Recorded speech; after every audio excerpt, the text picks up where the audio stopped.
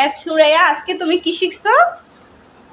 আমি আজকে শিখেছি টাইপিং করে ওই ডকুমেন্টটি কিভাবে সেভ করে রাখতে হয়। আচ্ছা ঠিক আছে, তাহলে দেখাও কিভাবে সেভ করে রাখবা। এমএস ওয়ার্ডে যখন আমরা কিছু একটা লিখবো, লিখে যখন সেভ করে রাখতে চাইবো, তখন সর্বপ্রথম আমাদেরকে ওই জিনিসটা সিলেক্ট করে নিতে হবে। তা আমরা ফার্স্টে সিলেক্ট করে নিলাম যে আমরা কি সেভ করব। আমি এতটুকু জিনিস লিখেছি, আমি এতটুকু সেভ করব। এরপর আমি চলে যাব ফাইলে। ফাইলে যাওয়ার পরে আমার এখানে অনেকগুলো অপশন দেখাবে। তো এখানে অপশন দেওয়া আছে সেভ অপশন। সেভ অপশনে ক্লিক করলে আমার এখানে অনেক কিছু আসবে, যে অনেকগুলো জায়গা আসবে যেখানে আমি সেভ করে রাখতে পারবো।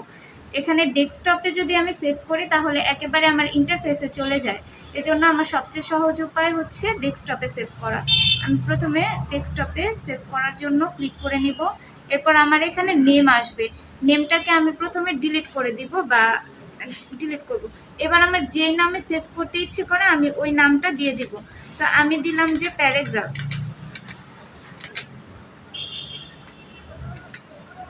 আমি একটি প্যারাগ্রাফ লিখেছি, ওইটা আমি সেভ করব প্যারাগ্রাফ নামে।